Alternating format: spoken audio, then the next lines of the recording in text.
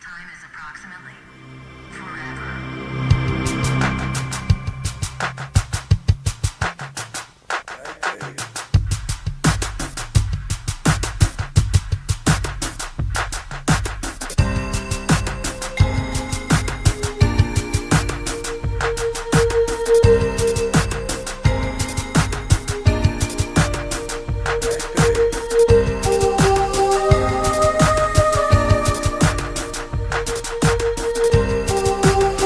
Cannot afford to be so politically correct anymore.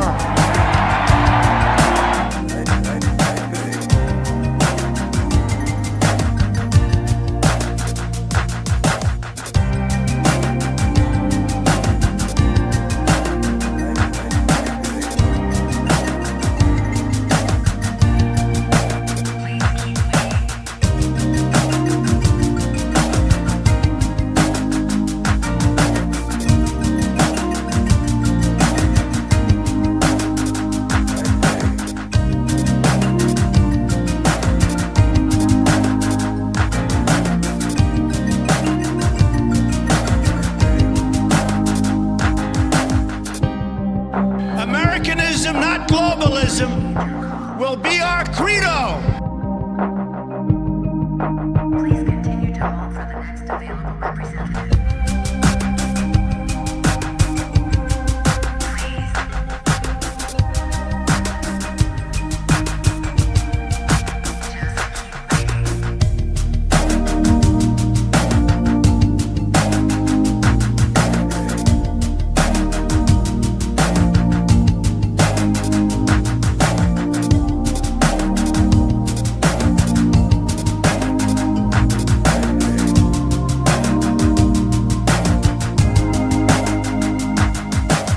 Americanism, not globalism, will be our credo. We appreciate you waiting and waiting. What is it you're waiting for? Do you even know anymore?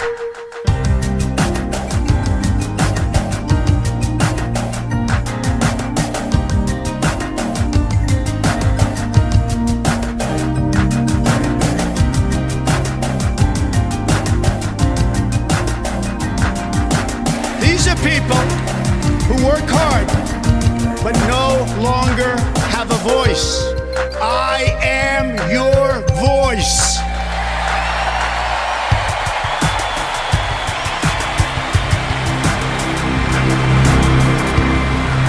Disconnected. Hello, everybody, and welcome back to a brand new live stream.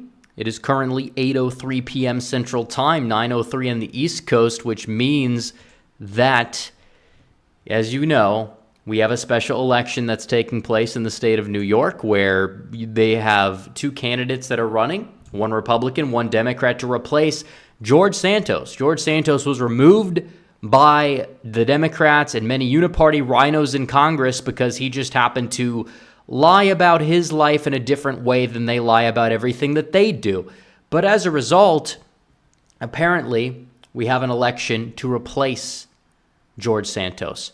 And what is true is that Republicans are running an extraordinarily weak candidate once again. They don't utilize early voting nearly as much as they should be, nearly as much as the way that the Democrats have been doing so, but putting an uninspiring candidate that they just found off the street whose claim to fame is that she happens to be an ethnic minority and served in a foreign military of a country that the U.S. is technically supporting in a conflict, it's not exactly a recipe for success, especially when they have flip-flopped about literally every single possible issue.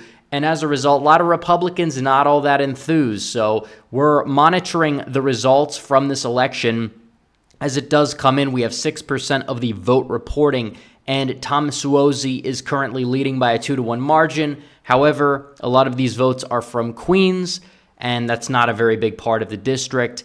And that probably is early vote, maybe not. We'll see as the results pour in, but still, there was a snowstorm as well, when you have a snowstorm and you don't really try to go out there and chase those early votes and bank people's votes by election day, guess what is going to happen? Turnout overall is going to decrease. It's why Republicans failed to pick up the Senate seat in the state of Nevada in 2022. It's responsible for low turnout across the board, and it is kind of a problem. One party, they take advantage of the fact that Republicans tend to have this tendency to cling to tradition, which is a good thing, but still, when it comes to this, they're able to kind of, utilize that fact as a weapon when it comes to electoral politics, because they know Republicans, they like to get up and vote on election day, when in reality, they should be voting early, or they should be banking their votes,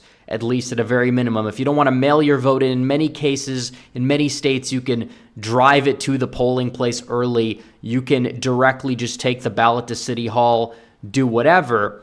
But still, so many people don't do it. So many people are just clinging on to this. Oh, well, we have to beat the Democrats. We're going to do it on election day, but Democrats don't play that game. We have people that we need to be getting out, the lower propensity voters. Those are the type of voters that you can find last minute, get out to vote. They don't need to be contacting people who are going to be voting Republican anyways at the last minute to get out and vote on election day. And that's another thing. And we'll be talking about that as Republicans probably do fall short in this race. I honestly wish it was not the case, but also blame the Republicans in Congress for impeaching or removing, expelling George Santos, who was one of the most solid, not just party line voters, but he had a solid voting record. He was not your average Republican. Obviously, he probably was not going to win re-election. I don't even know if he was going to run for re-election, but still, trying to get him out to appease the Democrats, that's exactly what they try to do.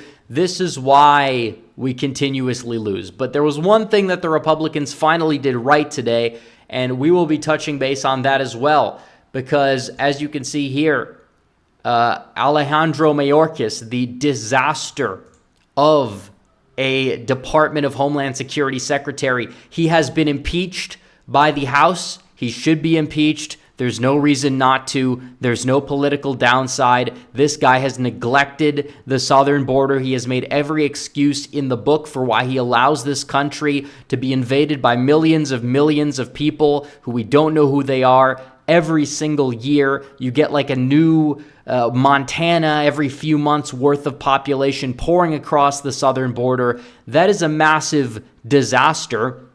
That's not what we need. That is somebody who is allowing this country to just not exist, because if you don't have a border, you don't have a country. And thankfully, the House Republicans finally lifted a finger to impeach this guy. No, I don't expect it to go anywhere in the Senate, but it is interesting to see, because if you do have a trial in the Senate and you have so many of these people in the Senate that are up for re-election in key states, think of Ohio, think of Montana. If John Tester and Sherrod Brown vote to, not impeach, or they vote to acquit Mayorkas, that could be a problem for them in their elections, because that's a big issue. The border is a big issue. The economy's there. I'm not saying the economy doesn't matter for 2024, but the border is absolutely huge. And the fact that you have Mayorkas out of the way, well, technically he's still going to be there, but now that you've weakened the public perception of him, that's still a massive positive development for Republicans, because they are controlling the narrative. And Biden on the issue of immigration is down by 30 points. He's down by more on that issue than the economy, which he's down by 20, foreign policy, which he's down by 20. That is a big problem, and he pretends like it doesn't exist. And when he admits it exists, he blames Donald Trump for the issue. How's that even possible? Donald Trump gave you a good border. He had good policy that you instantly removed, and you encouraged all these people to come to the southern border, and look what exactly has happened. Look what happened as a result of that. It's careless, it's weak leadership, and as a result, well, Biden is in a lot of trouble. We see the polling, we see his approval rating, we know how these things are going. He's desperate. He's getting very desperate ahead of the 2024 election, and that we know. And honestly, this election tonight, it doesn't really have any bearing on the 2024 presidential election.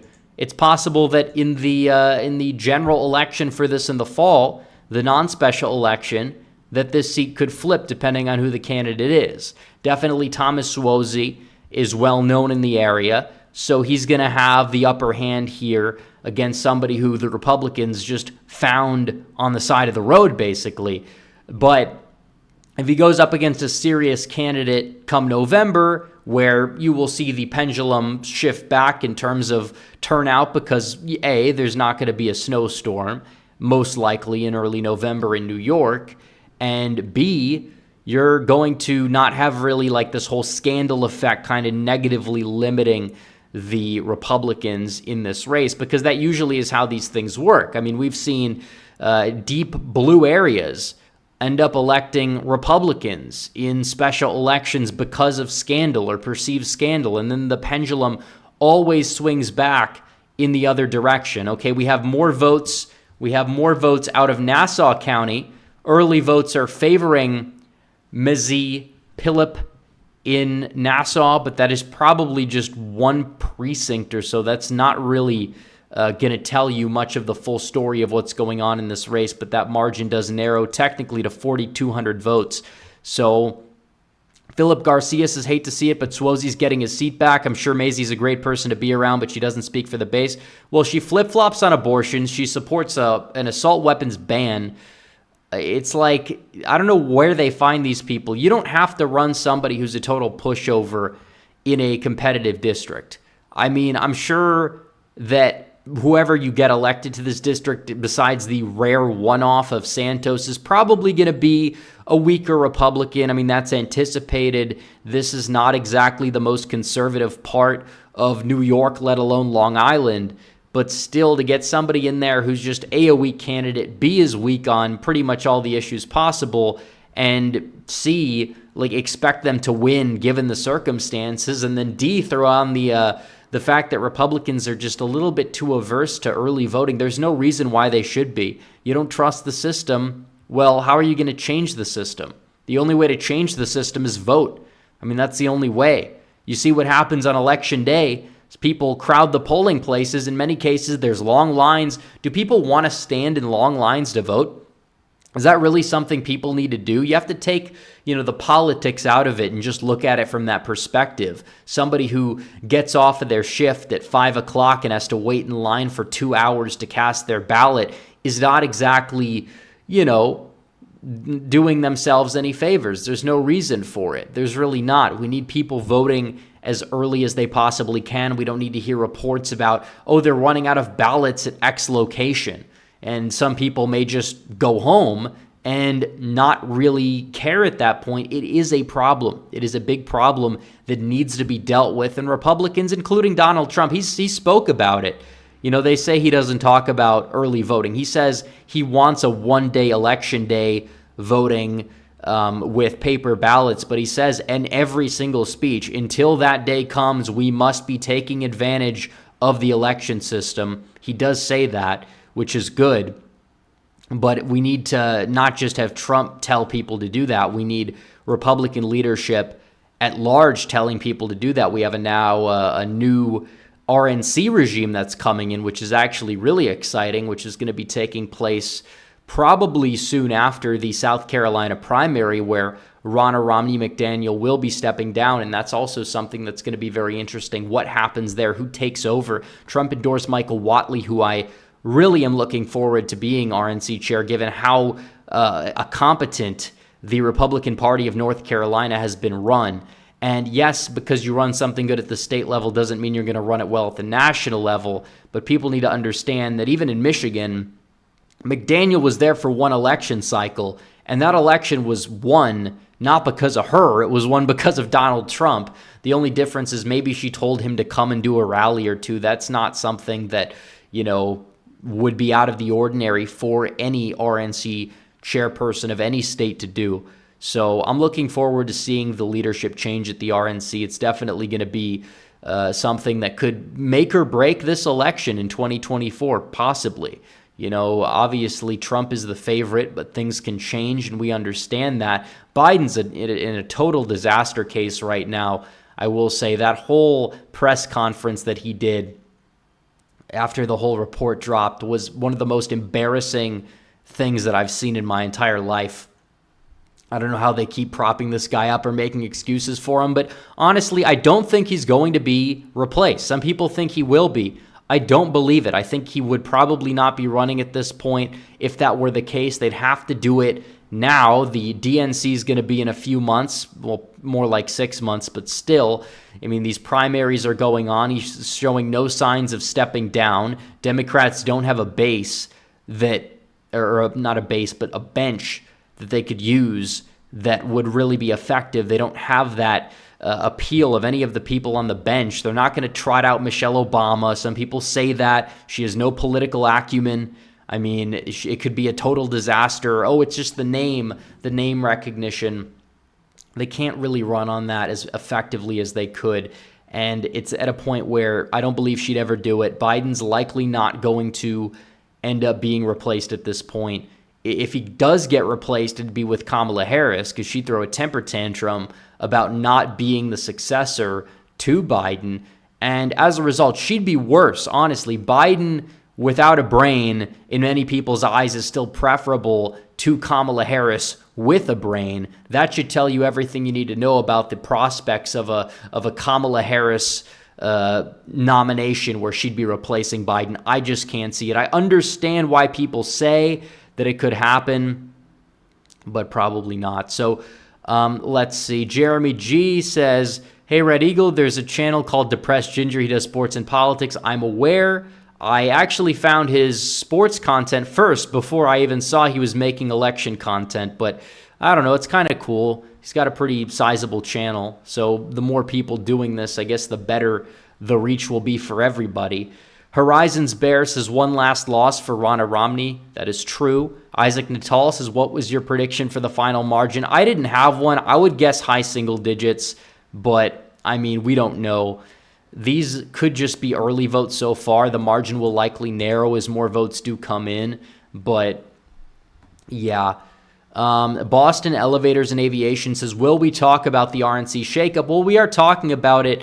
I don't really know what else there is to say that we already haven't covered. I really hope it is going to be Michael Whatley. He's done a great job in North Carolina. He can recruit donors. That's what we need. We need a change. We need people that can fundraise. And it seems like we're going to get more solid leadership overall. Of course, the Never Trumpers are throwing a temper tantrum that Trump endorsed Laura, his daughter-in-law, for one of the co-chair positions, but it's like she has consulting experience. You know, having somebody in there that's a Trump loyalist isn't necessarily the worst thing in the world, given the fact that you have people in there that know what they're doing, and it's not like she doesn't have any idea what she's doing. And it's also like we don't even know who the final lineup is going to be. I hope that Whatley wins. I don't know who the other, co-chairs are going to be decided as. We'll have to see about that. But I'm intrigued to see what happens at the RNC. I really am, because it seems like we need leadership that understands the base but also knows how to be competent and recruit donors and win. And that's kind of what it comes down to. Johnny Heartdog says, can you do 2 House prediction videos, one being the outcome if Trump wins and the other if Trump loses? I think there will be 2 different outcomes. By the way, I've been subscribed to this channel from the beginning. Well, thank you, Johnny, for the 20. And I don't think it's productive to do 2 because I think that, you could kind of tell as I do the prediction, I say this is going to be close. If the seats that are going to be close, if Donald Trump pulls out a narrow victory, are going Republican, they're probably going to be going in the Democrat column if Donald Trump ends up narrowly losing the election, because that's what it would be. Donald Trump is not going to lose in a landslide like so many people are saying. I don't believe he's going to lose at this point. Of course, a lot can change, but what does Biden exactly have going for him? Even what is he going to cling to? Oh, gas prices went down? I mean, that's only one part of the economy, and we see even the forecast from Moody's Analytics that has him winning also shows gas going up to $3.50 something by election day. It's going to be going up by 50 plus cents. I just don't exactly see him having any winning issue. He's going to try to cling to the fact that oh, we're going to get everybody mad at Trump again. But how mad are the people at Trump compared to how mad they are at Biden at this point? Because you have a portion of the public that does not like Trump, but they also don't like Biden and would be less enthused to vote, period. I think turnout overall is going to dip from 2020. But so long as Trump maintains a higher share of his voters than Biden maintains of his voters, Trump's going to win. You can't look at all these low turnout special elections and say, hey, well, these 40,000 votes in this special election prove that Republicans are in trouble. No, they're in trouble because, they're struggling in terms of fundraising for a lot of these down ballot races. They need to go out there and they need to rely more on early vote. They need to post more victories. All that is true. But at the end of the day, national presidential elections, that's a whole different ballgame than, this special election on some random Tuesday in February that currently it's probably going to end up with turnout, under 200,000 votes at this point. I mean, that's not exactly going to be fully telling of how the election's going to go in November, especially when you look at Tom Suozzi and understand he's a much better candidate overall for this district than Mazi Pilip, who was basically just found off the street recently and put into the nomination. So that's the way it is. Her claim to fame is she served in the military of a foreign country. Regardless of whatever people think about the whole Israeli-Palestinian conflict, think if the Democrats put up somebody whose claim to fame was serving in the Ukrainian military as one of their candidates. It probably would not go over very well because that's one issue, and it's kind of weird to have that be a credential that you served in a foreign military, period, regardless of whatever side people are going to take on a specific conflict. I don't think that take is all that controversial, especially when it comes down to convincing voters to get out and vote in a special election in the middle of February for a congressional district. That's the way it is. And on top of that, things are not really helped by the fact that A, there's a snowstorm which affects turnout, and B, when somebody resigns due to a perceived scandal, I personally didn't care about the Santos stuff, but some people maybe did.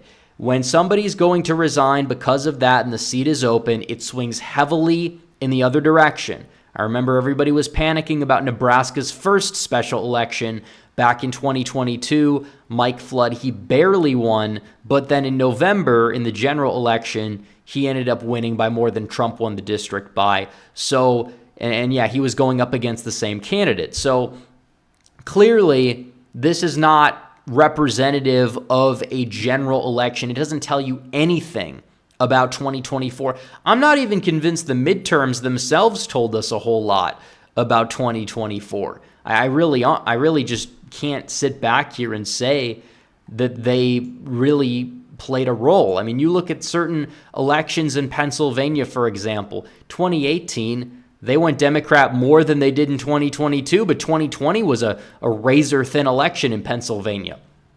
I anticipate 2024 will be as well, except this time Donald Trump is definitely, in my opinion, the favorite to win the Keystone State. And if he gets that in Georgia, he gets 270 electoral votes so long as he holds his 2020 states. And Biden's not winning Texas. He's not probably going to win North Carolina. Honestly, we're at a point where Alaska, Biden's going to they might try to cling to the hope of Alaska being a Democrat state, which has only happened once in history at the presidential level. And even though it's been really weirdly close recently, it's going to go to Trump. They don't like incumbents very much. Honestly, the House district there, it's a little different. State is more elastic, down ballot, but at the presidential level, they might have a high third-party vote share, but I think overall Donald Trump is the favorite up in the last frontier, probably by more than 10 points. It's a weird state, but still, like Alaska, that's what they have to cling to, the state of Alaska. Okay, let's see. Any more super chats? We have more super chats. So let's see. Zach Webster says Santos is a partisan. GOP is brain dead. Well, yeah, they impeached him or removed him just knowing that they had such a narrow margin for error to begin with. They didn't have a lot of breathing room there. They only have a majority in the single digits, and then they go out there and basically willingly throw out somebody that has the best voting record. Yeah, he's lied about a lot of things. A lot of those things are inconsequential. Like, it's like, how dare he lie about his heritage or his family history? And it's like, I'm sitting up here and I'm like, I just don't care. There's a lot of people in Congress that are likely doing it that you don't even know about, and it's covered up because they're a part of the establishment. There's a lot of scumbags in Congress. At least George Santos was like the people's scumbag in a way, and he's out there. He's voting the right way. There's no reason to remove him. Honestly, if you want to cut a deal with him, say, hey, you might be a liability in the general election. Maybe we'll have you run in like a deeper red district or something like that. That would be a little bit different, but they didn't want to do that. They threw out the guy that kind of was holding their majority together by an extra vote. And what happened? Well, it gets a little more narrow for sure. And definitely, like you could say in the general election, this district could flip back, but it would be harder if Suozzi's an incumbent. Obviously, if you put up somebody, you find a good candidate, say Santos, you might have to step aside. This is going to be a liability. Get somebody in there who'd be relatively a solid candidate, have them face off against Suozzi in November. Yeah, this district right here very well would go Republican. It could stay Republican, but that's not exactly what they did. They don't know what they're doing. They really don't know what they're doing. But it's just kind of sad how so many of these people just want to lie down just so they can be accepted by the other side that hates them, that hates their base, that is letting this country get invaded, that's letting this economy get out of control. They let it happen. Kaminsky says, should we start trading more with Vietnam and India to start pulling out of trade with China? Well, if it's fairer trade, then I think that, yeah, it would be definitely preferable. We need to start exporting things again, though. We need to revive the American dream. They say manufacturing is something that, is long gone. It's a thing of the past. And while it is true that different industries have changed, but you look at what Japan is doing, you look at even countries in Europe, what they're doing and what they're exporting. We're not making things here anymore. We're not. Japan is a first world country. They make things in Japan. They make a lot of things in Europe, but nope, they don't want to do it. Let's see. FM32047 says, glad they finally played Sweet Victory at the Super Bowl. SpongeBob and Patrick are better than Nance and Romo on commentary. Wish it was my Ravens versus Detroit. Well, I wish that Detroit was in the Super Bowl too, but I didn't really watch the whole Nickelodeon broadcast, but I heard that it took place. Andrew M says, pull up the 2022 Santos results so we can compare. I don't think it's worth comparing because that was a full turnout election. And obviously, well, maybe we could compare Queens a little bit. I don't know. I could pull it up. We could see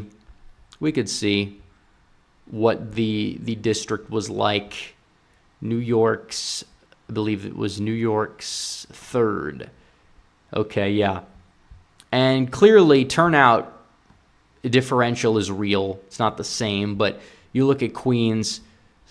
Santos lost Queens by 4, and he won Nassau by 10. So far, Queens is 86% in, and it's going to Suozzi by 24 percentage points. Now, there's a lot left in Nassau that we haven't counted. We don't know how that's going to go, but just conventional wisdom would say that Suozzi's going to win. I mean, we kind of know that. So, let's see. Stephen Kanizik says, I'm very happy to see that the DeSantis primary voters have flipped to Trump since Ron dropped. That makes it totally clear that Nikki's support base is entirely made up of never Trumpers and Dems. It also shows that the online shadow campaign that's still working in favor of Ron DeSantis is just not real. These people are not in real life. They're clowns in most cases. They have no impact on the election whatsoever. Me says, let's go. Brandon Yadsleem sent $1. Johnny Hartdog says the midterms had nothing to do with Donald Trump. It had to do with the GOP dropping the ball and Rhino sabotaging them. Exactly. I mean, the amount of money they spent on these unwinnable primaries that could have helped these candidates that barely lost the general election get over the finish line, that absolutely would have been a game changer. Now, there were I agree that they probably had some issues with candidate quality, but not exactly in the way that so many of these people think. I mean, the one pick was Herschel Walker, had no political experience. Trump did want him to run, but McConnell and all these other people also endorsed him. I mean, he wasn't like super MAGA on the issues. He ran as a generic Republican and lost, but he lost because of scandal. Literally anybody else could have won that seat, probably. At least it would have been closer than the governor's race for sure, because there's an incumbent senator that you need to knock off. But I mean, like, yeah, Herschel was not the best candidate there. That seat should have been flipped. Pennsylvania, I mean, both of the candidates there did not, well, I mean, they didn't really know how to run campaigns to save their lives. And Oz, he was the best of a weak field at that point, but there was no bench. You know, there were no candidates that were in the running that were all that serious. And the same thing went for Pennsylvania. Like, Barletta could have bridged the gap between the establishment and the MAGA wing, but he ran a lazy campaign. He was ahead and he lost a bunch of ground. And then Trump endorsed Mastriano. It's not that Mastriano won because of Donald Trump. It's because Lou Barletta pulled a Mo Brooks and was just lazy. But I can't exactly say Laxalt was the wrong choice in Nevada. I mean, a lot of money went to Alaska that should have gone to Laxalt. Laxalt would have probably won despite the snowstorm. I mean, Arizona, the divisive primary, if they just got behind Lake in like February, she would have won without any problems, but they didn't do that. Like, yeah, Mark Kelly probably still would have won regardless because, yeah, he's an incumbent, was probably the strongest incumbent that they had, but I think it would have been closer. I think Masters would have stood a better chance than he really did. So, like, in the grand scheme of things, yeah, there's plenty of races they drop the ball in for sure. You know, it is hard to take out incumbent governors. I get that. I think we learned that the hard way. But, I mean, even looking at races like Kentucky, you can kind of see that that's kind of a problem.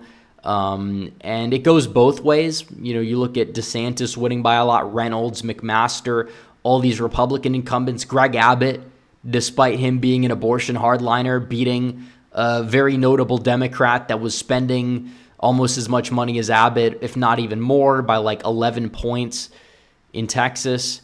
So, like, yeah, overall, I think that in the grand scheme of things, the midterms were more complicated than people think. But no, it's not Donald Trump's fault. How is this Donald Trump's fault here? He didn't even get involved. He didn't endorse Pilip. He didn't endorse against Pilip. He didn't try to sabotage Pilip. It's mainly the fault of the Republicans in Congress for allowing the seat to be open to begin with by impeaching Santos because, oh, he ruffles your feathers a little bit too much. Oh, he's not exactly an establishment golden boy.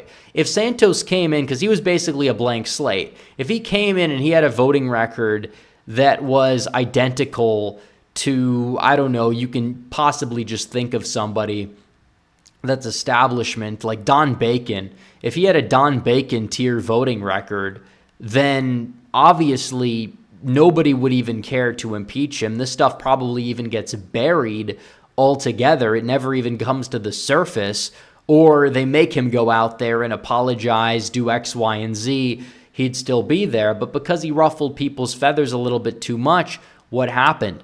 They decided that, oh, he's a detriment to their egos. They got to go out there and they got to get rid of him, make the seat open, have the seat flipped to the Democrats because they know that's how it's going to happen. And as a result, the seat is no longer likely going to be in Republican hands. Maybe it flips back in November, but still.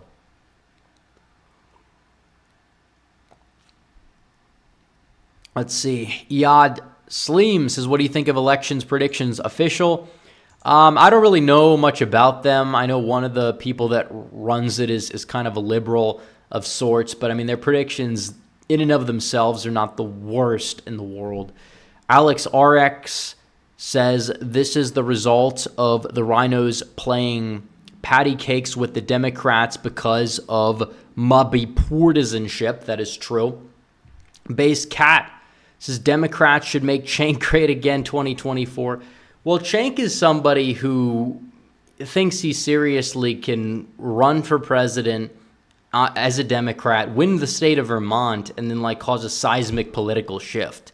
which is pretty funny because he's not even eligible to run for president. He was born in Turkey. He wasn't born in America. I don't know exactly what he thinks he's trying to do, but it's a disaster. He's a lol cow. He's literally a lol cow. He's a lol water buffalo, if anything, because that's just kind of what he is. He's the Democrat version of Chris Christie. He's just not as fat. He's just more of like a water buffalo than like a big blob. Let's see. Wyatt says we need to stop running people based on color or gender. It's not flipping anyone who cares about that, and it's killing the motivation of the base. That's what I'm telling people. Running candidates based on identity never pays off. It never pays off. Oh, I'm running this person whose campaign is entirely built on the fact that they happen to, have served in some foreign military of a conflict that we're like getting involved in. Like, that's the identity. And oh, she also happens to be black and she happens to be a woman. Those things are not really going to move the needle. Most of the Republican base is not black to begin with. I mean, it's not going to move voters who are movable or on the fence. They still view a majority of black Democrats view all Republicans as evil racists, and they view black Republicans as race traitors. That's the way it is. You don't have to like it, but it's going to stay that way for a very long time. Yeah, you have some people here and there waking up. They're not waking up because of people like Tim Scott and Mazi Pilip, though. They're waking up because of, authentic people like Donald Trump mainly. And maybe Republicans do see some gains in 2024, but I mean, at the end of the day, I think that a lot of that's just going to be because they don't really like Biden more so than that, oh, well, Trump's gaining voters like in large numbers. And that's what people need to understand. I mean, maybe you could say with like Hispanics in certain places, maybe a Hispanic candidate could pull over some voters that are on the fence or low propensity. Somebody is a good fit for a district like Mike Garcia in California, or maybe like even with some of the like Asian Republicans over in the Orange County area, maybe you could say it's a net bonus for them because they do overperform. But I don't think the reason they overperform is solely based on that. Like, yeah, even then, they don't run on their identity like in those districts whatsoever. They run on the issues. They run on policy. Like, that's kind of the way it is. Saying I'm running to be the first, black congresswoman of this district who's a Republican. It's not a winning message. It's not. It's no different than what the left does with identity politics. You're not winning over anybody. All you're doing is just using the left's moral framework of how they view society, and you can't outwoke the left. It never works. It's never worked in the history of the entire country that we've seen. You can't outwoke the other side. You can't do it. You can't outflank them from the left on social issues. Economic issues, a little bit of a gray area, but still, you can't do that. It's true. Danny Jose says, do you think Trump will still be on the ballot in November? I do believe he'll be on the ballot in November. I don't think they're going to be able to remove him. The Supreme Court cases look like it's fallen apart completely as I expected. It could be a 9-0 decision. I don't think it will be. I think it'll be like 8-1 or 7-2, but still, even like Ketanji Brown Jackson is like grilling these people because that's how ridiculous that their case is regarding how it's interpreted in the Constitution. Even she can't even twist the Constitution to say that Trump should be barred from the ballot. Ascending says, I'm in New York's 3rd and in the Queens part of the district, voted early in person to write in Santos, will write in Donald Trump in November for New York's 3rd. Well, he's at the top of the ticket. You're not doing him any, positive service by not voting red down ballot. I will say that. Like, yeah, you probably get somebody mediocre, but they're going to be voting in line with Trump more than the person who's not. So vote him in for president. You don't need to write him in down ballot. It's a waste of time. Sandwich Man says, thoughts on LTE constantly posting Biden's path to victory videos. Well, he has a base that is largely pro-Biden, so he's going to have to cater to them. There's not really much of a path at this point. Things can change, but I understand the hustle. I understand why he would be posting a lot of that type of content.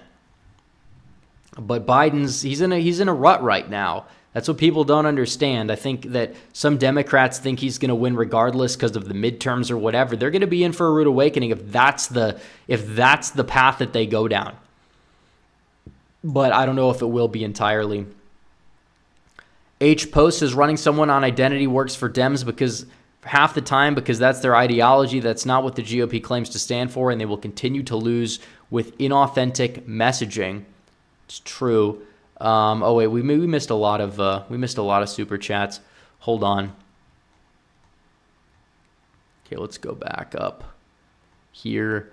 Andrew Mortensen says, to Andrew M's again, also rep your forecast for the Trump versus Birdbrain margin in South Carolina. I don't have a set number. I think it'll be in the mid to high 60s for Trump. It depends on the crossover voting, because when I look at crossover voting in New Hampshire, it was high. South Carolina is actually a more open primary than New Hampshire, but there's been less of a history of crossover voting. It's not like you see people like Jim Clyburn coming out and telling all these people to cross over, all the Democrats in South Carolina to cross over and vote for Nikki Haley just to own Blumph. And even if they would, I mean, she's not going to really crack 40 in the state. So either way, Trump has got South Carolina. He'll win it easily. She'll do worse in South Carolina than New Hampshire. Maybe if she actually sticks to her own benchmark, she'll drop out at that point because her campaign's getting ridiculous. She's hanging out with all the liberals. She's going on SNL. She's getting Biden to defend her on Twitter. And it's not Biden tweeting. It's obviously Biden staffers. You think Biden made the meme of him with the laser eyes and put that on social media? Of course not. Talking about, oh, well, Fix was in the whole time. Like, that's obviously some liberal staffer that he has that's trying to dunk on Republicans because, yeah, so many people are kind of getting a little out of hand with the whole Super Bowl stuff, saying that, oh, it's 100% fixed. And it's like, I get it. The NFL has favorites. I'm not saying they don't. But at the end of the day, the 49ers blew that game. Face facts. The officiating, you could say it wasn't all that good, but there were questionable calls maybe both ways. I can't say that the officiating directly impacted the outcome. And then I see these people on Twitter, or not even Twitter, Instagram comment sections. They know nothing about football. They're talking about, oh, well, the 49ers won the game in overtime. They gave the ball to the Chiefs. Like, you don't understand how overtime rules work. Stop talking. You make the entire right sound dumb when you say stuff like that. But either way, yeah, no. If Biden didn't post that meme, there's no way Biden posted that meme. Biden doesn't even know what the Kansas City Chiefs are to begin with. He probably would, confuse Travis Kelce's name with some tight end that hasn't played since the 1960s. So, let's see. Olivia Williams says Pilip is a black Jewish Democrat playing identity politics. Technically, she is a Democrat too. I mean, she is a registered Democrat, literally. She's an office holder, some local office holder that's technically a Republican, but she's still a registered Democrat running as a Republican. So, she's been very incoherent with her ideology, just not really a good candidate all around. I mean, just face facts. So many people are just going to, they'll blame Trump for this district being as Democrat as it's probably going to be when all the votes are in, which it's going to narrow, obviously. It's not going to be a 20-point win, most likely. But still, no, it is more to do with the fact that that Republicans just put up an awful candidate who's not even a Republican. So let's see. Harry Cohen says the fact that we keep losing all these special elections is really concerning me. Should I be worried? No, you shouldn't be, because these are low propensity elections.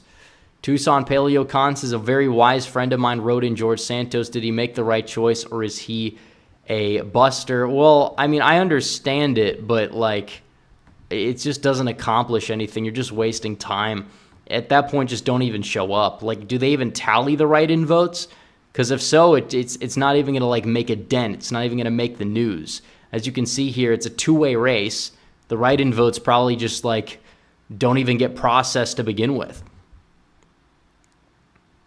Olivia Williams says they should expel Cori Bush by the standard they set. Well, she might lose her primary. A lot of these squad types might end up losing their primaries. I mean, I don't think AOC will be, because they finally kind of put a muzzle on her. She's not in the news as much as she used to be. I can't even tell you the last time I heard something dumb that she said. The one thing she said about immigration, about how they need to just solve the border crisis by legalizing illegal immigration. That was dumb, but the last big whole AOC ordeal was the 1-6 stuff. Where she was throwing a temper tantrum about it. But I wouldn't say that she's exactly been all that annoying from what I've seen, because they put a muzzle on her because they know she's bad for their brand. And you look at some of these other people like Cori Bush, Ilhan Omar, they're going to have primary challenges, and they're probably going to lose them. Should they be thrown out of Congress by vote? Yeah, they should, but it's probably not going to happen. But I think they could be ousted. They could be ousted, for better or worse. So Olivia Williams says, I'm tired of blaming Trump for every loss. Well, they're lazy. These are the same people that say, well, Trump shouldn't blame voter F word for any losses. He should take responsibility. And it's yeah, everybody should take responsibility regardless, but they don't really cling to that same energy when it comes to themselves, because they're the real lazy people. They're the egotistical people. They're everything they claim Trump is that's a negative. That's what these people are. So the only difference is Trump is somebody who happens to oppose the establishment, oppose globalism and neoconservatism, and they propagate it. That's the only difference. That's why they're attacking him. It's not because of certain other elements. It's not because these candidates happen to be weak candidates. It's mainly because a lot of them that fell short happen to be anti-establishment, and the ones that did fall short that were establishment, they still threw under the bus, even though they were the biggest supporters of those specific individuals. Johnny Hartdog's House voted to impeach Mayorkas. I wonder if anything will come of it besides sending a message. Well, I think that in terms of the senators that vote to acquit, there could be implications for them electorally. Other than that, I just don't see it going anywhere. But still, it is something that is, performative. But at the end of the day, it's actual action, because he should have been impeached a long time ago. And I understand why they don't want to impeach Biden at this stage in the game, because, yeah, it's a political uncertainty what's going to happen, but they have an inquiry. They're going to be finding things. That'll be in the news cycle, the entire election cycle. So there's no problem there. See, Alex RK says, can we flip this seat back 9 months from now? It's possible. Olivia Williams says, impeach Biden and force Tester and Brown to vote. I don't think they're going to impeach Biden, but I am interested in seeing their vote for this. I will say that. I don't know if that would doom them necessarily if they voted to acquit Biden in that trial that would be taking place. Although I think that Biden, being forced to speak in front of the Senate, if that were ever to happen, that could lead to some problems. And honestly, I think that if they were going to impeach Biden, if there was a political reason for it, I think now there's more of a precedence, because what you now see is that, yeah, this guy with the whole documents thing, he was sharing these documents to people. It's proven, but they're not going to try him because he's mentally unfit to be tried, but somehow he's mentally fit to be president. Releasing that report was extremely damaging politically, and Republicans need not to let go of that, because that was such a gift that was given to them. So let's see. Sam Madsen says, not every year was as pro-incumbent as 2022. I think it might be because of the governor spending all that stimulus money. I mean, that is technically true, but in terms of years where incumbent governors lose re-election, I'm trying to think, 2018, you saw Wisconsin, which running for a third term and having an approval rating below 50 for Scott Walker, that was probably enough to sink him. But also, you lost, Illinois, with a governor with an approval rating that's severely below water, as a lot of Illinois governors have. I'd say that you weren't really able to see the effects of it. You'd have to go back a long time. 2010, I think, was the year where you ousted 2 Democrat incumbents, and You did it with two very politically prominent people in states that have been moving vastly to the right in recent years, more so now than then, but still, I'd have to say it was relatively pro-incumbent. The Senate might be a little bit different. Maybe you could make a case there, but still, that's more, national type stuff. But I think the fundraising advantage was able to play a major role in that. So let's see. Did we do this one? H Post is running someone on identity works for Dems half the time because that's their ideology, not what Republicans claim to stand for, and they'll continue to lose with inauthentic messaging. I might have read that one, but I decided to read it again because it's true. And it's part of the reason why Republicans will lose tonight, but still somehow it'll be Blump's fault because everything under the sun that goes wrong is Blump's fault. Everything that goes right is nothing to do with Blump at all because they just want Blump out of the way, but he's not going anywhere. So why even attack the guy if you're actually a serious person that cares about winning? There's no reason to attack Trump at this point because he is the nominee. He is the nominee. Let's see. Brian Peefhouse says, what do you think of Katie Porter's old seat? District 47, Orange County. Who can win it? Well, we'd have to look at it. I think it's more winnable now that it's an open seat. Depends on trends in the county. But it's possible Republicans could pull off a victory there. I'm not going to say it's impossible. But let's see. Stephen Knizik says at some point Democrats and their Rhino Never Trump allies will realize the only way they can keep Trump out of the Oval Office is by, I'm not going to read the last part, but we get what that is. And yeah, I understand that people are going to be very worried about that prospect because if they can't beat him by any possible electoral means, they can't beat him by criminal means, what can they beat him by? It's a scary question with potentially scary answers, but still, it's going to be difficult given the fact that Trump has very good security team. So we'll see. Olivia Williams says James Craig suspended his Senate campaign. Is it over? I don't think he'd win the primary because his fundraising numbers are just uniquely awful. And I think it's going to probably be Mike Rogers, which is better than Peter Meyer, at least. I can say that much. So J Dub says, I hope the new RNC leadership puts money behind MAGA. Well, they have to. They put money behind MAGA in 2018, 2019. A lot of that was just squandered. And when you have people that don't know what they're doing and don't know how to spend money, mainly being the RNC, with that leadership, you're not going to get any donations because people aren't going to want to donate to a lost cause. And as a result, they struggle. And now you have new leadership, so hopefully now people are going to be more likely to at least test the waters and start donating to the RNC again because nobody wanted to do it. But if you have leadership that is solid, then at that point, yeah. Mike Griffin says, heard Biden's getting more and more women and independent support. Are you worried? Well, where do you hear that from? Because that's not what the polls are showing. The polls show that Biden's underwater with independents, more so than basically any other Democrat is at the time. So is Biden going to do better among suburban women compared to, Democrats 10 years ago? Yeah, it's called trends. We know that. But still. Let's see. It's not like Trump's losing voters in these places by any meaningful margin, especially now because Biden is so despised and Trump's favorables haven't really moved. Sam Madsen says we broadly underperformed in special elections for most of 2021 as well. The only time we overperformed was late 2021 and mid 2022.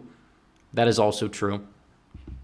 And a lot of that was in certain congressional districts where a lot of the high propensity Republican voting population happens to lean more Republican, like in Texas, like in certain parts of California.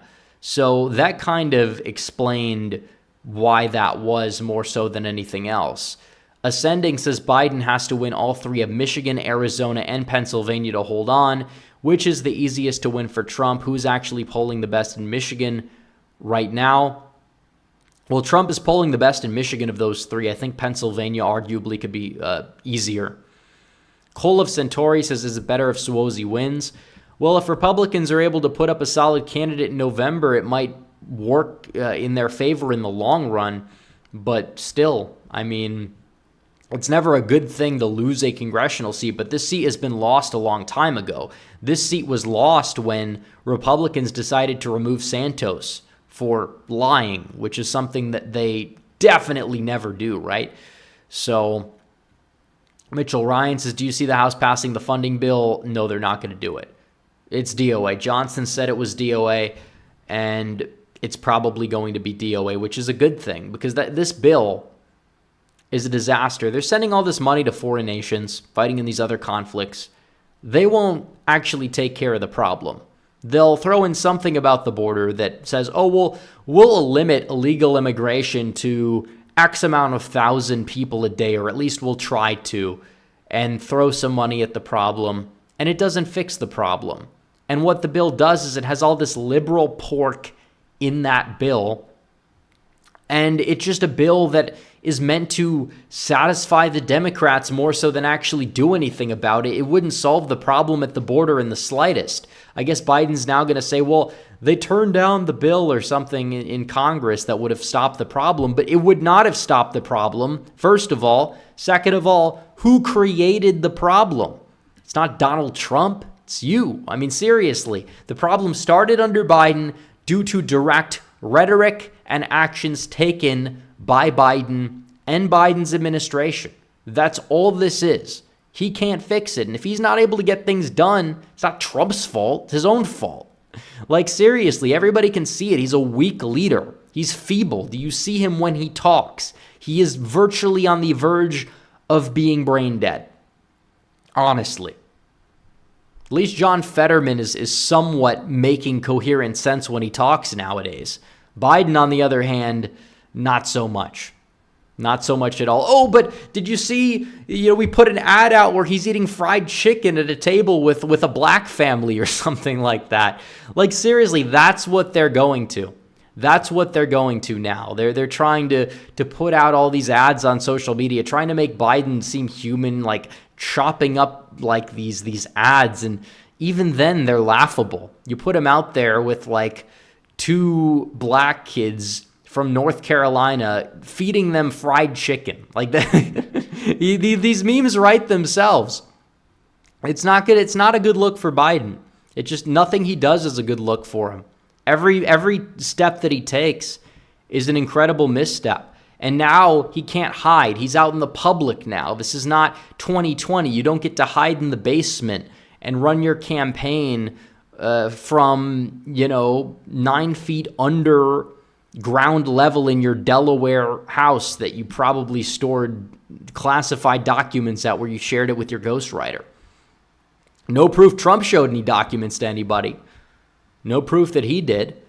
Even in that audio recording they like to bring up, there's no proof he was sharing them with anybody. Biden, on the other hand, yeah, he likely did. And even then, they are not charging the ghostwriter. But if Trump did what Biden did with these documents, they probably would have a legitimate case to try him, throw him in jail, etc. But Biden, he gets a pass for one. And for two, why they're giving him the pass is proof why he should have no business running the largest country in the world by many metrics. I mean, seriously, this is the most consequential nation in the entire world, even today. Not as great as it was in many cases, but still. That's what Biden is supposedly in charge of. But hey, I mean, he's clearly not mentally competent to even remember when he was vice president. Could not remember details about what year his son ended up passing away. And allegedly, I heard rumors that they might have some of the recordings of these interviews. And maybe if they release them, I could doom Biden, could doom him even further. But seriously, but Trump, his personality is a little bit crass sometimes. So we have to endure this. You have to pay the Brandon tax.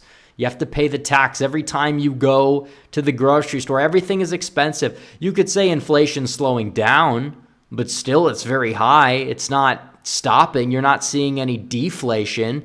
And you're not even seeing wages rise enough to the point where they're able to make up that ground. So either way, it's a lose-lose regardless of however you want to chalk up the economy.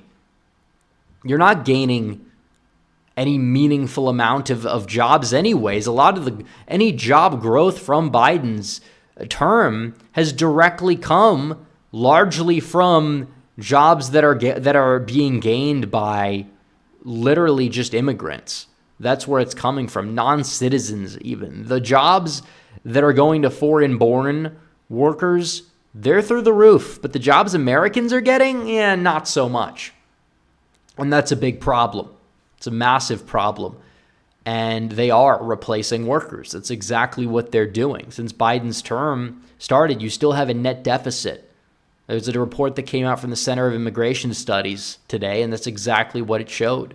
So if this doesn't make you frustrated, I don't know what will. Like, there's nothing that's going on in this country that you could point to that's positive.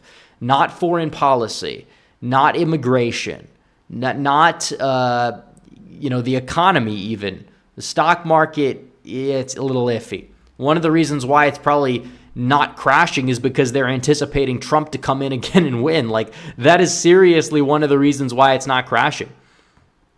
So no, there's not really anything that is really going to save Biden at this point. They've indicted Trump. He's rose in the polls since he's been indicted 4 times. And I'm not just talking about the primary. I'm talking about against Joe Biden. These indictments have helped Donald Trump, and polls that are asking about will a conviction impact your vote?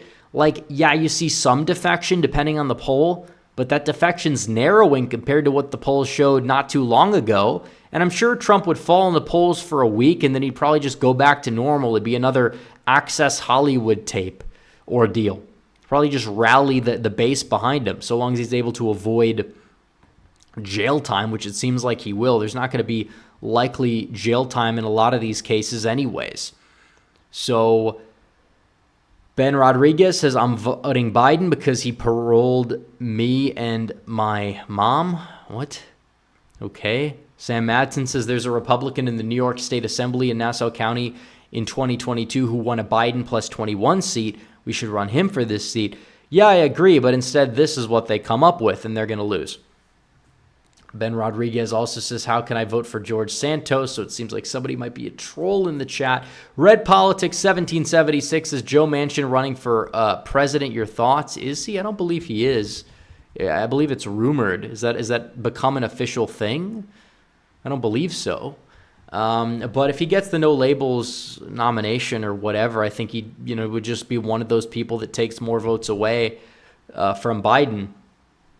The Orange Pill Nurse says Republicans completely underperformed since Trump left, especially in midterm 2022. Most of them endorsed by Trump. MAGA is losing everywhere. Are you nuts? Well, you're assuming that correlation is entirely indicative of causation, which is not entirely true. Republicans have not underperformed everywhere, even in 2022. It had to do with several factors. You could point me to a specific race, and I'll tell you exactly why the Republicans lost. It has nothing to do with, it's Trump and Trump's brand when Trump's not on the ticket. Republicans getting absolutely decked in Pennsylvania largely is because Donald Trump's not on the ticket. Even in the 2018 midterms, Republicans got completely destroyed in the Rust Belt states, and Donald Trump comes in again, and they're competitive again. So one of the reasons why that Republicans underperformed is because Joe Biden was not on the ballot. Joe Biden's not on the ballot, and these candidates that are running are not Donald Trump. They're incapable of generating the same energy, regardless if they claim to be a part of the, MAGA base or if they claim to be more establishment Republicans. There are plenty of establishment Republicans that got their asses completely kicked in the 2022 midterms that were expected to win as well, and they fell short and they lost, and they underperformed expectations across the board. So no, it's not Donald Trump's fault. I did an entire video, a documentary about this on my channel that's, almost 30 minutes long. I'd highly encourage people to go watch it. Doomsday Machine says, have you noticed a resurgence of right-leaning voices on places like YouTube? People like Mentis Wave and Real American are helping lead conservative voices to an internet comeback. Much like Trump, populists are overtaking the GOP. Well, I haven't noticed an uptick compared to how it's usually been. I haven't noticed a big, content creator come out of nowhere either, and maybe I'm not paying attention, but I don't know who Mentis Wave is. I know Real American's been around for a long time, but it's not exactly as if his, channel is, super, super big. Doug says, thoughts on Biden going to TikTok, plus or negative? Like, what do you mean by that? Is Biden trying to take on TikTok? Are you saying Biden would be making TikToks? Because I don't know how that would pan out. Pin Yang says, given how John Fetterman occasionally performs common sense now, was it right to actually give up Oz back then to fund other races in retrospect? No, because a lot of those races, well, actually, Oz wasn't that underfunded, first of all. Second of all, those other races were also underfunded, so I'm not entirely sure that line of reasoning really makes sense. Ben Rodriguez says Musk donated $1.5 billion to Texas border security efforts. Thoughts? Well, I mean, that's good if True proves he's not a grifter if he was to do that. A Deviant Rider says, thoughts on Musk starting $1 billion super PAC? Same answer. Chris Creative says, this is why it's hard for me to believe polls the last 3 years. When Election Day arrives, Republicans keep getting their teeth kicked in. Well, all the polls for this race showed Tom Suozzi winning. Now, the margin's definitely narrowing, and it will likely continue to narrow a little bit. It's probably not going to be 17 points, but guys, you run somebody in a low turnout election who is taking over from somebody who resigned or was forced out due to perceived scandal. This race is going Democrat in every single simulation, regardless of basically even whatever candidate you put up. But on top of that, you put up an awful candidate. Yeah, I wonder what's going to happen. I wonder why this is going the direction it's going. Like, this has nothing to do with, Blump's going to lose because of this district. It's like Trump's going to do better than Pilip in this district, and this district's not even like a Trump-heavy district. I think it's like Biden plus 7 or so. But Republicans still have a good shot at winning it in November. Let's see. More super chats here. Andrew Mortensen says, I know this will never happen, but I want your honest opinion. What are your thoughts on a Trump RFK Jr. ticket, and how would that play out electorally? Well, I don't know how it would play out electorally, but it's not going to happen. I mean, that's been established. RFK Jr. said no. Trump's denied the claims that he reached out and asked him to be the VP.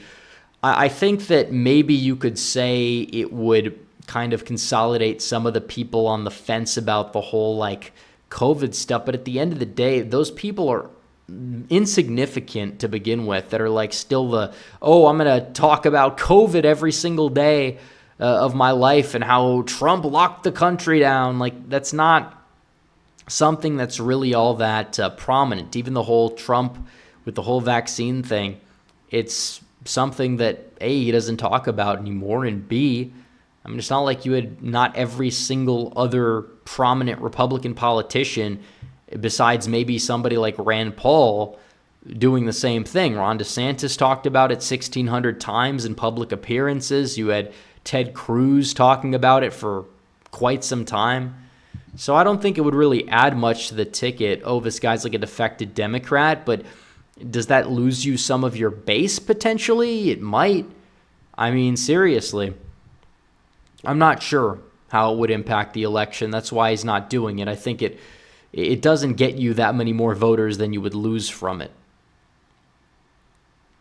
But I can't say that it would be the end of the world for Trump either if he went down that road. But I think it's kind of a little bit overrated, I will say. The whole Kennedy name, you see the ad at the Super Bowl that he did. It was, some people were praising it. I didn't think it was all that myself. But again, I didn't live back then in the Kennedy generation.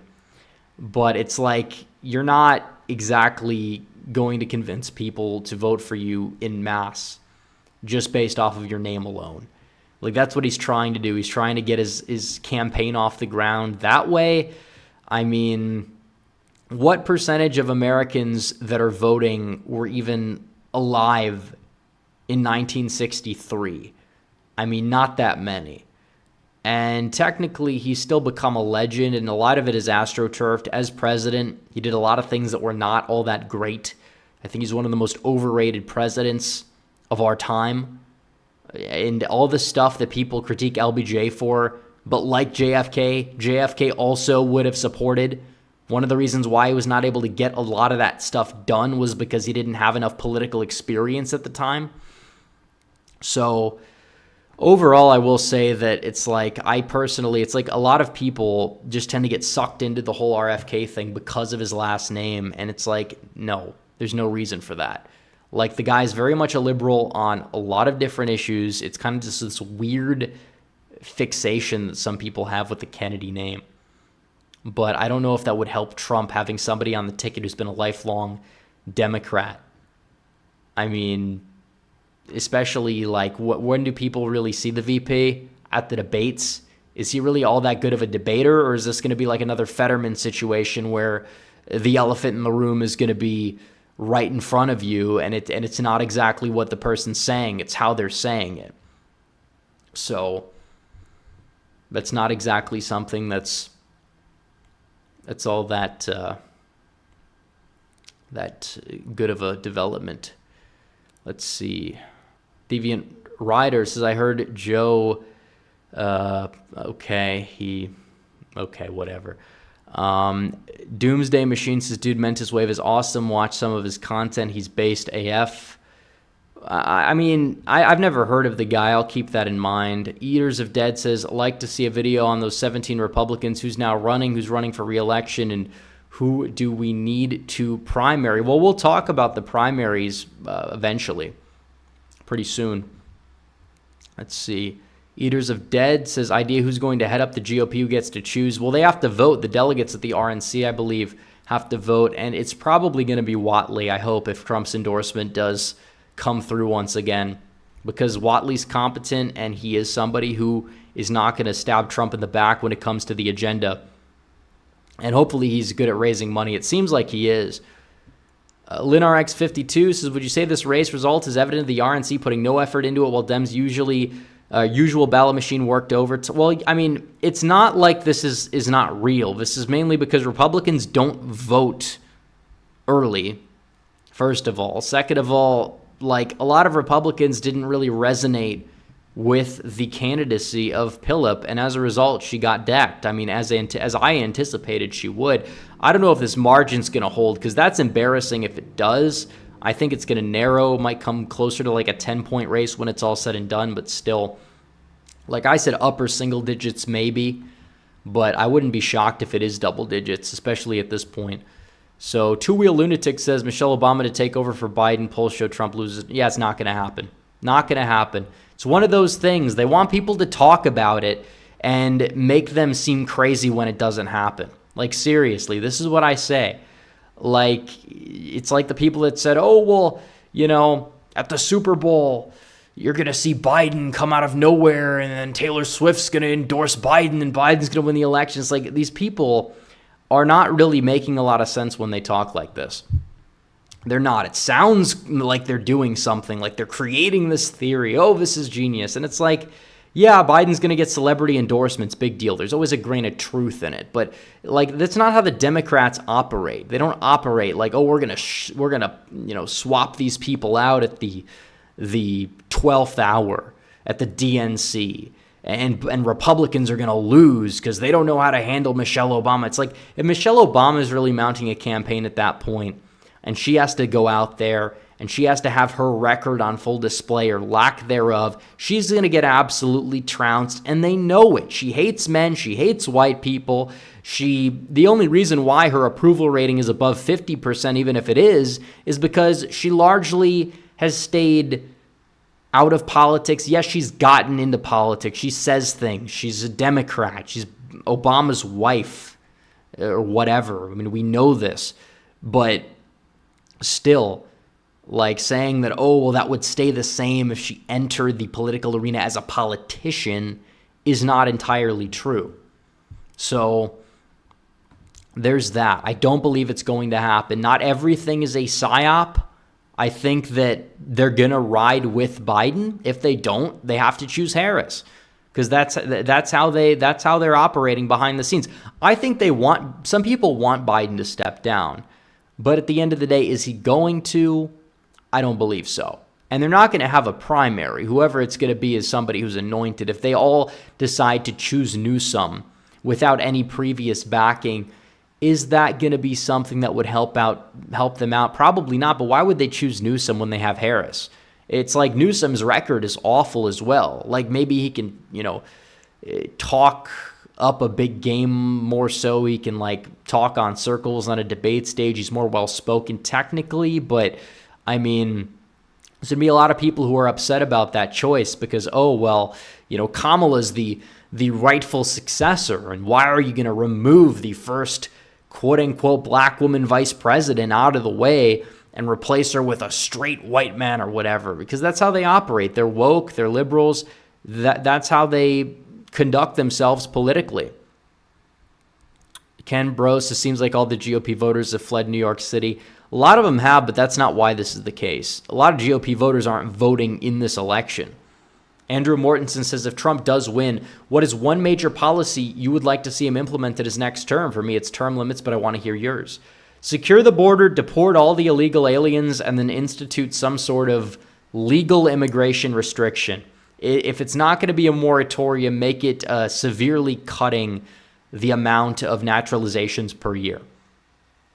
So, John Waffle H2P says, what if they pick... Yeah, that's not going to happen. Seriously. Most people are annoyed with that whole saga at this point. I mean, it is divisive. Some people like it. A lot of people just don't care and they're just annoyed about it. Trump would win in a landslide if they decided to replace Biden with some random celebrity with no political experience. At least Donald Trump, yeah, he was a celebrity, but he's been involved.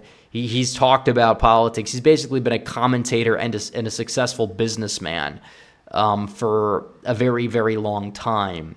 And he ran for political office in 2000 as well. It's not like he came out of nowhere. But still, it's not exactly going to be something that would work out well for the Democrats.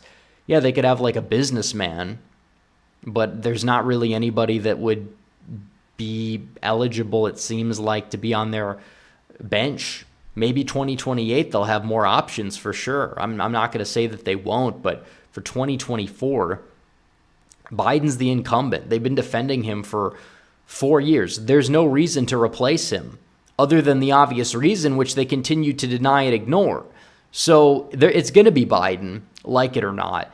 And it might be not the popular take to say, but it's they're not going to replace him. And if they do, it's going to be Harris. And that would have to be because Biden's poll numbers immediately plummet. And they've already plummeted.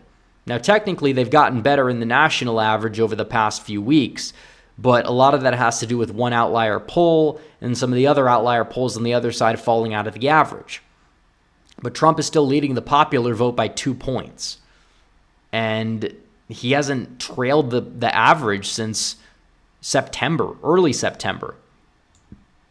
So, Two-Wheel Lunatic says, what if they put in Dwayne The Rock Johnson against Trump? Again, that's not going to happen. We could make the memes up of, they're going to put all these people in, trying to replace Biden. But a lot of these people probably aren't even up for it, especially if they didn't even run for president in 2020 when the field was 30 people deep. So Liberty or Death says, Sotomayor has been publicly complaining about being on SCOTUS. She's 70 and diabetic and bored. Biden could nominate Harris to SCOTUS and then parachute someone else at the DNC convention. Kamala Harris on the Supreme Court. Is it possible he could do that? Yes, it's possible, but it just seems a little too scripted in a way that it's just I feel like if that's exactly what they did, I feel like that would backfire to a large degree. They replaced him right before the election by doing X, Y, then Z, then putting Newsom on the ticket out of nowhere. And it's honestly, if you think that would make them more likely to beat Trump, you're wrong. Because Trump likely also has been preparing attacks on these other people if that ever comes to that. That's the one thing that I think you could maybe make an argument for them getting Harris out of the way is them putting her on the Supreme Court. But do you know how long it takes to put somebody on the court to begin with? Like, that is a long, drawn-out process. It takes months usually, like 2 months at a minimum. It would have to be done quickly. And the fact that they haven't really moved to do that kind of does show that they're likely still riding with Biden. They likely are. And that's the way it is right now. Things can change, but Biden's the favorite. MS1711 says, Suozzi was my rep before redistricting. Dems are lucky the districts changed because people in Suffolk County hate his guts. Yeah. And there's a very good chance that Suozzi loses in November. I'm not saying there's not, but you have a special election that heavily shifts against the party when you have somebody that is leaving due to quote-unquote scandal.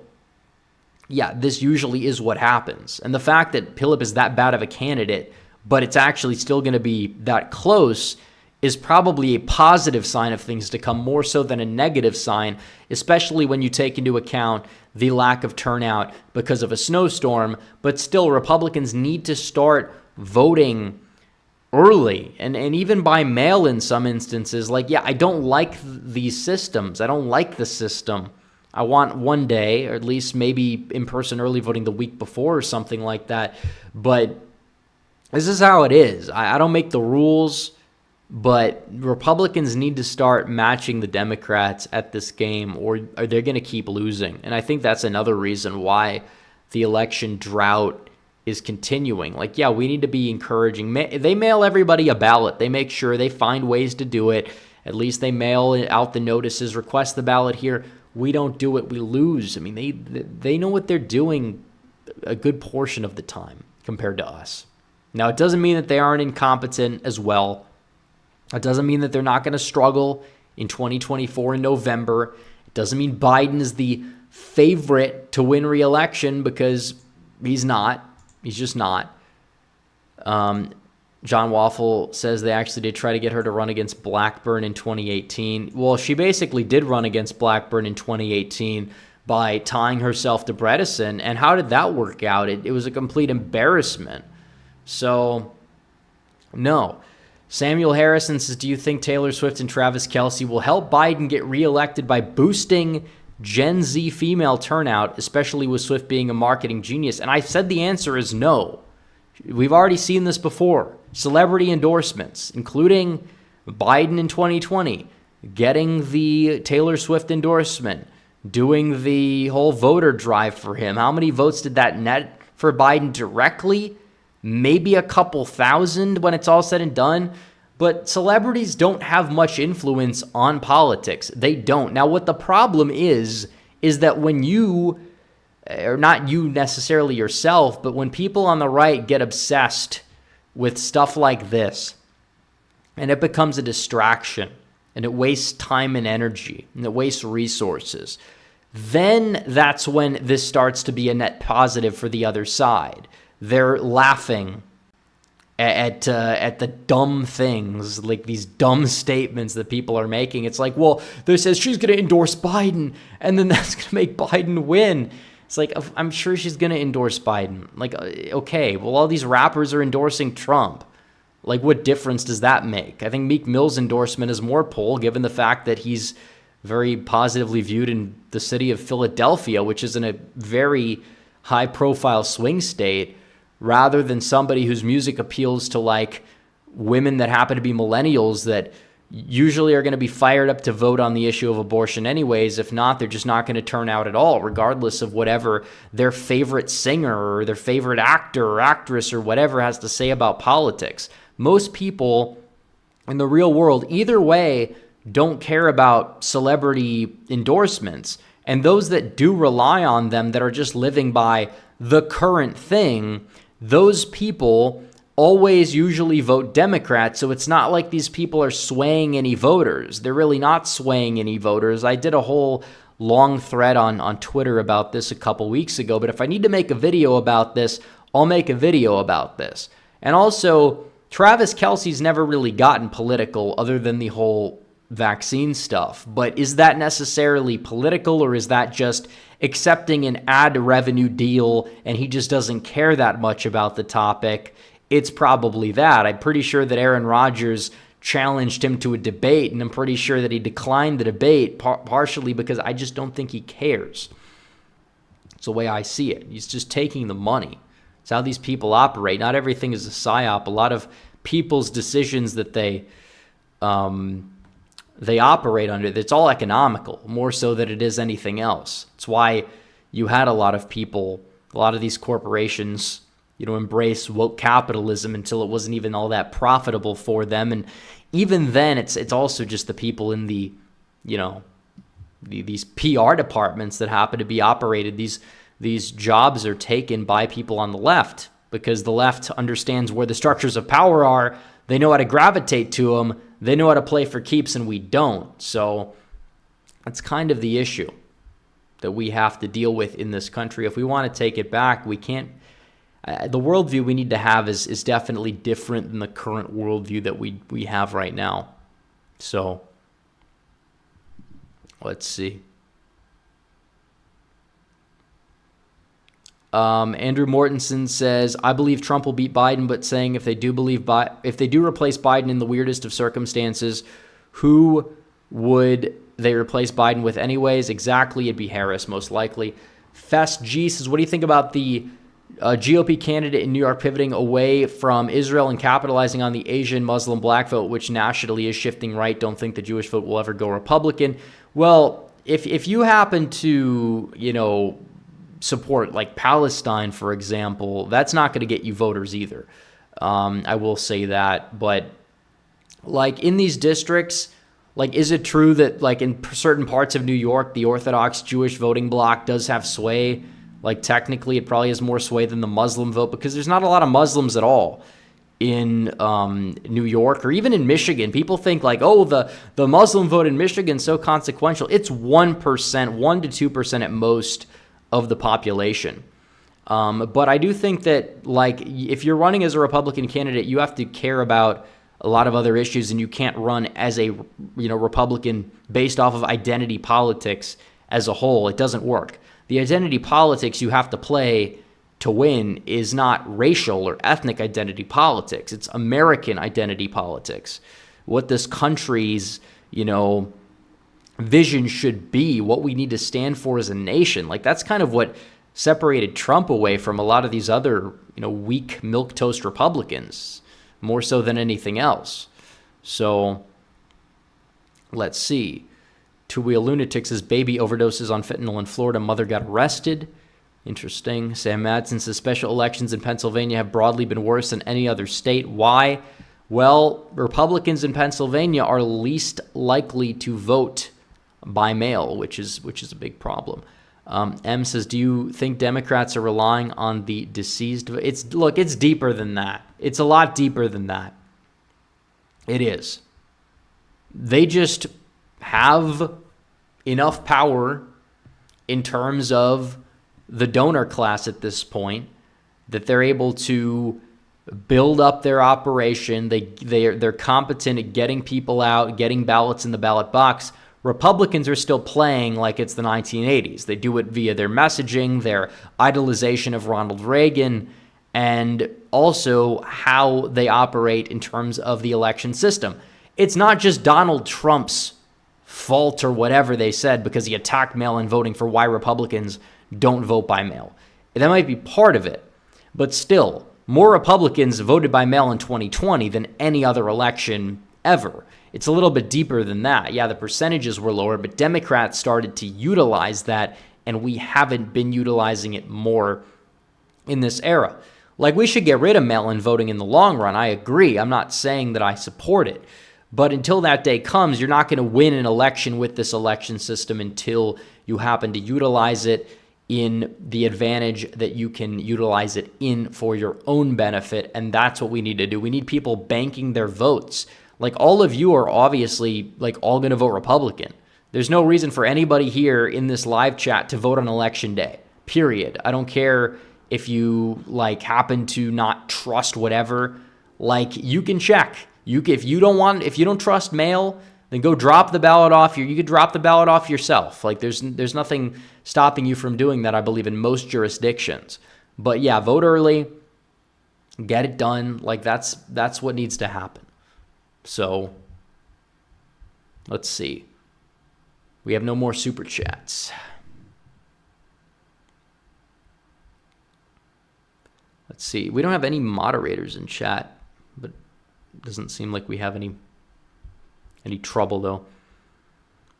So yeah, but I will say that just in terms of elections like this, they don't tell us a lot about 2024, but there are some underlying issues that need to be addressed. Like, I'm not going to sit up here and get angry or upset about this because A, Pilip's a weak candidate, and B, this is only for a few months. What I was more upset about was how they removed Santos knowing this would happen, and it happened. Like, that's the most frustrating thing about that. But that's happened for quite some time.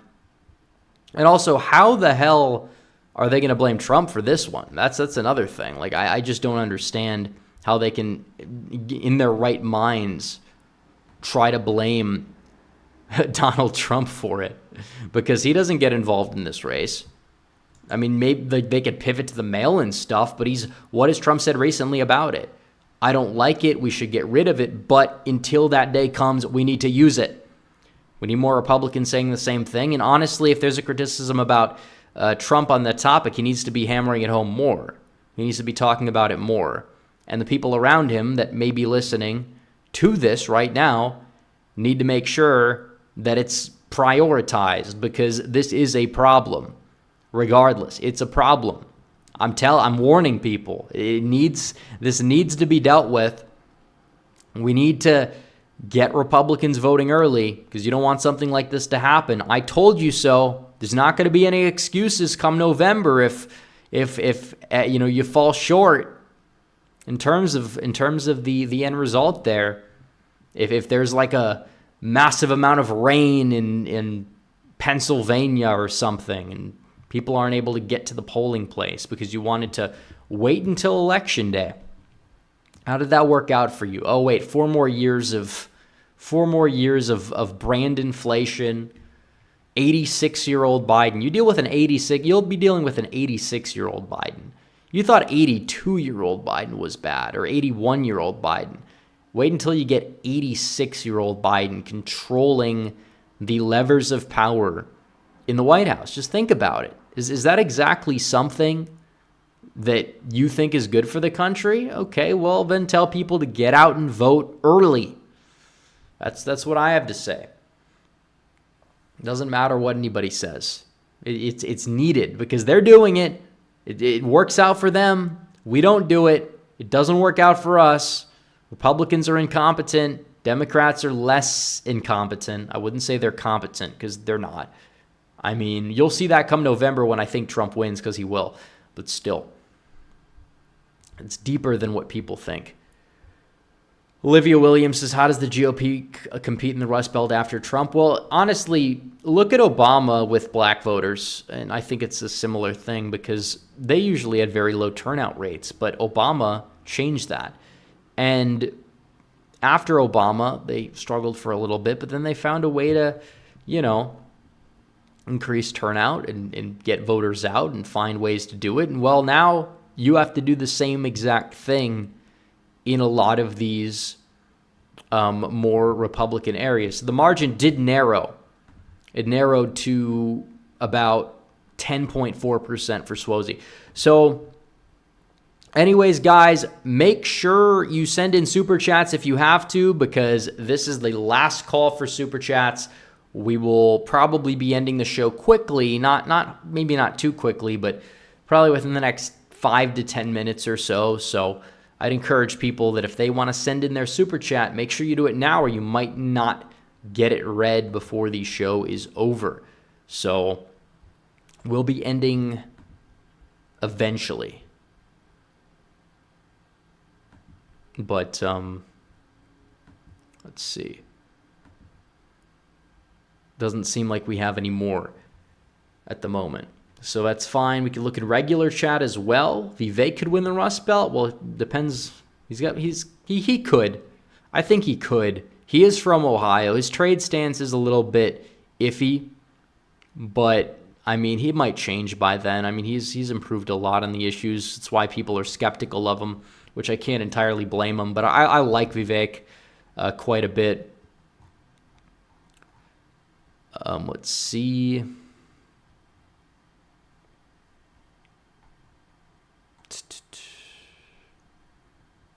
I don't think we have any more super chats. What are my thoughts on the Super Bowl?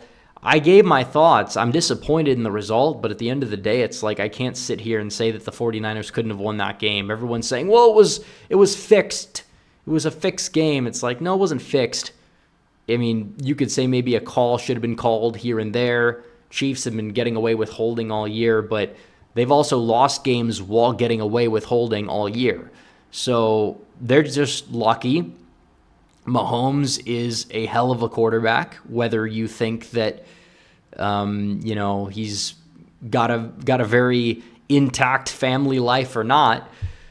But I can't exactly sit up here and say the game was rigged, because I've yet to really see any evidence of that being true. Yeah, we know that the NFL has favorites. No, that does not necessarily mean the Niners couldn't have won it. They could have got it done. You stop Mahomes on 4th and 1, the game's over. Don't sit up here and try to tell me that, oh, this was all entirely fixed from the get-go. Like I said, they've got favorites, but I can't say the game was not officiated properly, because it was officiated fine. Let's see. Two-Wheel Lunatic says, when Trump wins in November, what will be the biggest comeback in history? I think it would be.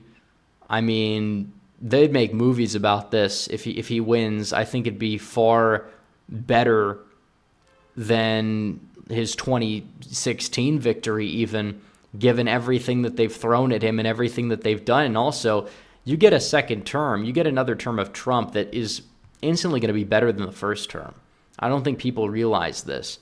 Like, he is completely free to do whatever he wants. People said that him being a one-term president was a bad thing in the Republican primary debates, but at the end of it, it's like, no. I mean, you can go full scorched earth on the opposition, get as much done as you need to get done. You could wreak serious havoc to the swamp, and now you understand it better because you've been in that position for 4 years already, and you understand it. So there you go. Now it's definitely a more positive potential that you have for your second term than you even had for your first term, which expectations were really high, and obviously we got kind of tempered in terms of the expectations, but still, I mean, the second term better than the first term, we'll take that. Let's see. Buck Hunter 431 says, will you do updated governor and senator tier lists? Yeah, I will, probably within the next month or so. It's been a while. The Lego Man says, what are your thoughts on Lauren Boebert fleeing her district? I don't know if she'll win the primary, to be honest, but we'll see.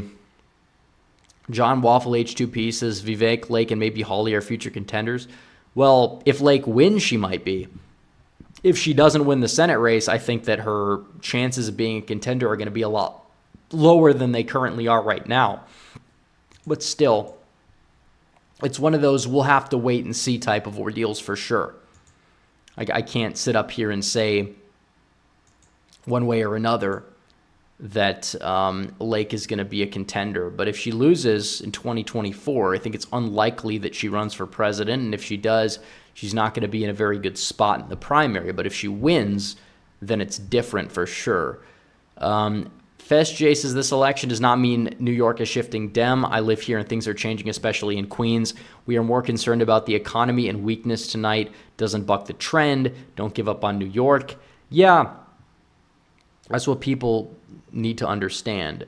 Doomsday Machine says, people need to stop marrying politics and sports in that sense. We excoriated Kaepernick over the same thing.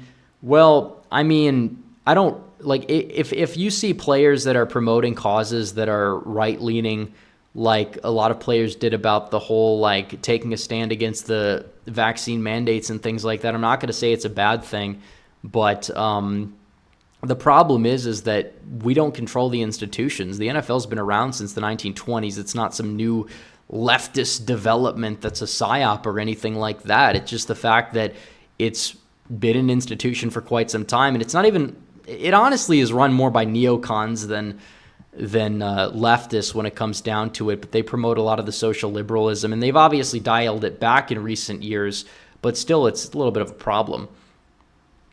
So we're going to have to deal with that, but we have to take back our institutions, not completely just like shy away from them. But it is true that people don't tune into sports to get a political show regardless. I mean, people don't tune into the NFL games to see them pan to Taylor Swift in the crowd every 5 seconds. At least most people don't. I mean, obviously they're trying to get more viewership, and they're not really losing viewership because of it, which is why they do it, because like the extra 1 to 2% they get is worth it for profit margin purposes. But I don't know. We have to take back our institutions regardless. That's all it is. Got to keep our head down and keep moving, more so than just trying to say every little thing is a psyop, which a lot of things are psyops, but just saying, oh, well, this is all a ploy to get Taylor Swift and Travis Kelce to endorse Biden because the Chiefs are going to win the Super Bowl. They wouldn't go away if they lost the Super Bowl. I mean, face facts. They're a team that's won, 3 now with the past 5? I mean, that's not done by accident. That's not done by a psyop. Really, it's just not. I mean, like saying, "Oh, this game," it's just not true. And like, yeah, officiating's bad. Some games probably are affected by the outcome of bad officiating. I can't exactly say that one was. I think that the Lions-Cowboys game, the regular season, was more likely to have been impacted because somebody, got some call from upstairs about it, but Mike Griffin says, I'm really worried Trump will fail to maximize turnout of the base come November, like in 2020. Well, he turned out 75 million votes. So to say that he couldn't turn out the base in 2020 is not entirely true. Could he have done better among like white working class voters if he focused more on their issues? Yeah, which it seems like he's doing now. So I'm not entirely sure that that's going to be all that much of a problem come election time. But you gotta use the election system to your advantage. I mean, the Democrats are doing it. It's working wonders for them in every single election. Why can't we do the same thing? That's my question. John Waffle says, why aren't we working hard to flip New Mexico? It's a border state. The governor there is insane. It should be a future priority.